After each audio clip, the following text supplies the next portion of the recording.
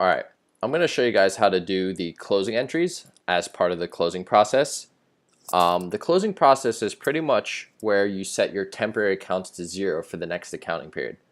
These accounts are your revenues, and you're going to do revenues first, your expenses, and you want to close expenses second, then the income summary, which you're going to calculate from your revenues and expenses, and you'll do this third, the third closing entry, and then fourth, you're going to close the dividends, which will give you the retained earnings.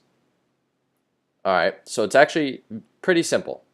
All you need to do is first, in closing the revenues, you want to take a look at your service revenue. Notice that the service revenue or sales revenue or revenue normal balance is a credit.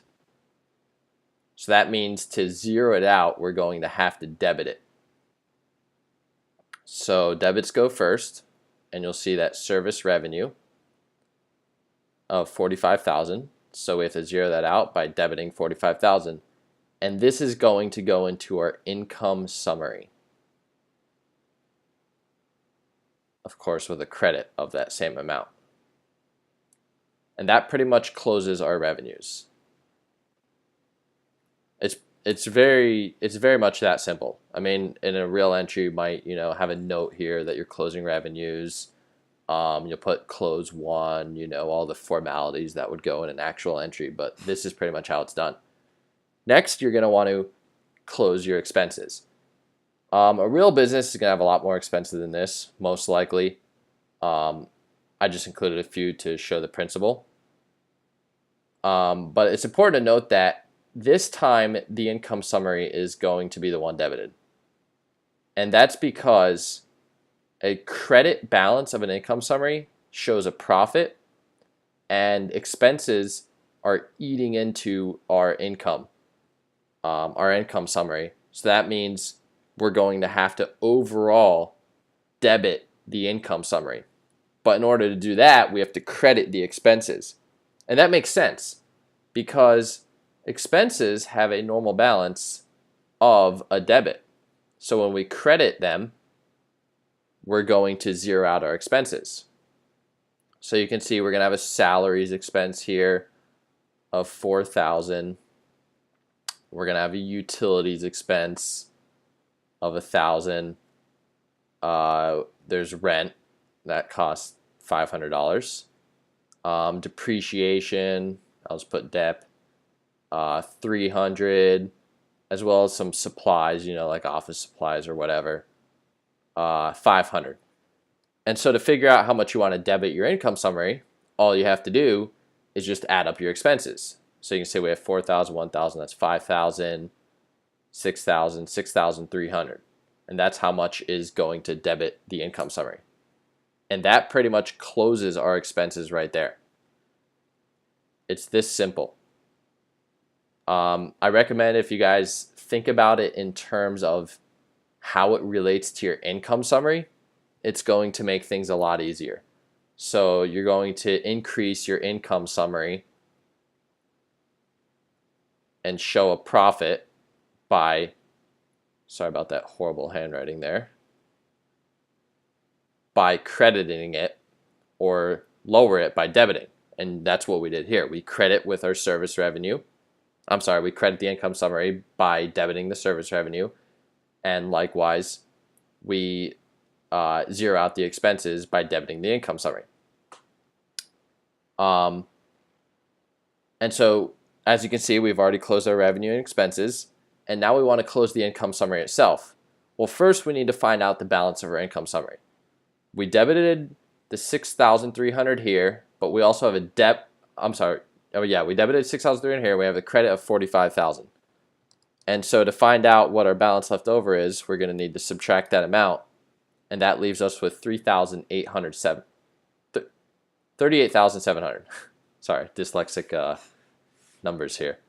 Of a credit balance. So that means we have to debit the income summary to zero that out.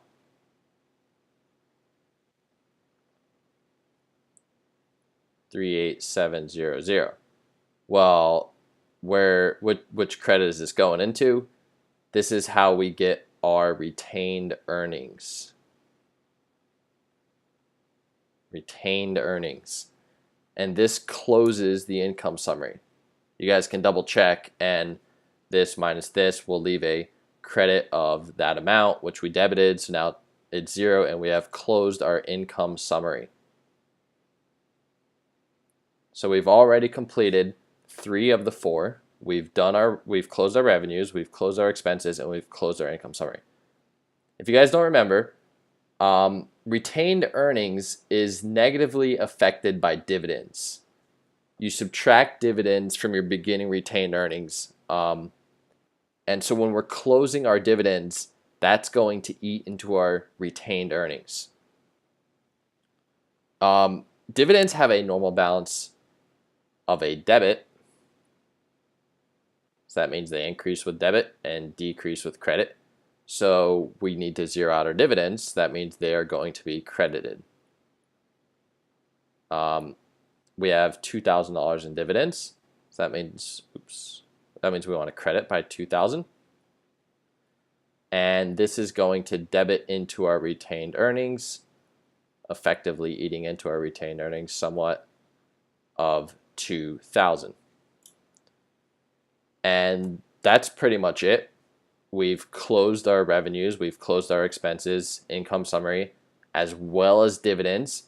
You can find out the retained earnings balance from here if you want to subtract the $2,000 debit from the $38,700 credit. And that will leave a credit balance for retained earnings of 36700.